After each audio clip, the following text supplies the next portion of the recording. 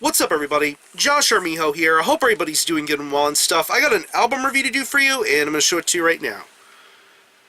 This is the new album from the band Devast, entitled Into Decimated Reality. This is released on Gore House Productions. Now, if you're not too familiar with this band, they are based out of Algeria, but are now based out of Buenos Aires, Argentina.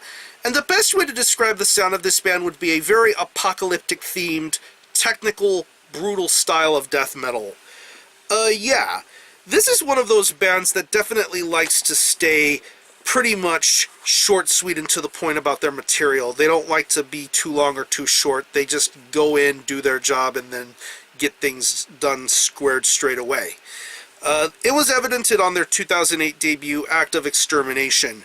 Pretty much a meat and potatoes sort of affair, but very delicious to say the least. Really good riffs, good vocal work, definitely a nice little work ethic going for them. But yeah, it's been almost 7 years since the last time they put out a full length. I believe there was a bit of a scenery change for this band, a little bit of a lineup change or two, and now we have a brand new record from Devast entitled Into Decimated Reality. It's 9 tracks, and it clocks in at around 25 minutes in length, and pretty much ever since this band last put out a record, they seem to have fine-tuned their craft in delivering some really solid technical brutal death metal. And with Into Decimated Reality, I definitely think they showcase what they've been working on ever since that time gap. The main highlight of this Into Decimated Reality record to me would definitely have to be the musicianship and the way the musicianship is being represented and handled here. I definitely think there's a lot to enjoy here, most notably the guitar riffs. They sound really, really insane. I definitely love the interplay, the well-woven creativity being presented with the guitar riffs. I mean, you hear it on tracks like Physical and Mental Affliction, Torturing and Suffering with Archaic Process. Just some really well-layered and well-thought-out riff work being presented here. I definitely think it sounds wonderful to listen to. The guitar riffs for every track that's being represented on here definitely sounds very vital and crucial to the story being told here, and I definitely think it sounds great. A lot of great riffs, not technical to the point where it feels like it's getting overly noodly for the sake of being overly technical. I definitely think it sounds right, it sounds really well balanced, and I definitely appreciate what's being done here. Bass work is very good too, definitely just as technical as the guitar, and definitely very well balanced between the time lengths of the songs, and just an overall nice sort of balance being presented here. I definitely think it sounds good. Drum-wise, I think the drums sound very solid on here. There's a lot of emphasis between fast double bass, great fills, great blast beats here and there. There's a pretty good variety of drum work being presented here, and it definitely has a very relentless and smooth sort of pace being represented here. I definitely pick up a lot of James Lee era origin and internal suffering being represented in this band's sound and dynamics. I think it really sounds awesome to hear it all gel so nicely. But once again, going back to the drums, I think the drum work is very good, relentless pace. I love the emphasis of blast beats and double bass and drum fills. Really good drum work being presented here.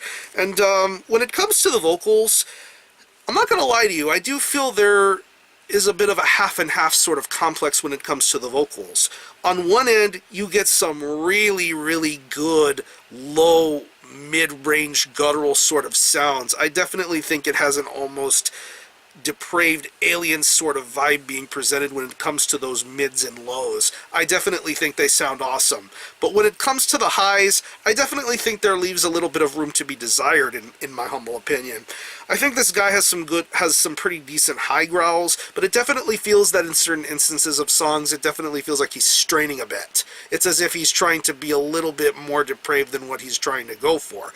And honestly, that's what I worry about sometimes in a vocalist. I want to know that they're able to get good, solid vocals out and not feel like they're straining or trying a little too hard, you know? This guy is a great vocalist. I definitely prefer his mid-range and low guttural growls as opposed to his high sort of depraved screams. You can hear a little bit of a strain and a gurgle in his voice in certain screams and instances. I don't know, that's just me being a little bit picky, but I still think this guy's a good vocalist. I definitely prefer his lows more than I do his highs. That's a little weird of me to say, but oh well. I don't know. I'm pretty sure some people will dig it more than I would, but oh well. But overall, if you're a fan of technical death metal, if you're into Origin, if you're into Colombian brutal death metal, internal suffering preferably, you will get something to enjoy out of Devast. I definitely think this is a really good return to form, at least. Of course, it's been a long time since they had put out an album, and hopefully in the long run, this band will fine-tune their craft and make more great things happen. I definitely can tell that this is a band that takes great pride in their craft. Great music, good vocal work. I still like the lows more than the highs, but I don't know, that's just me.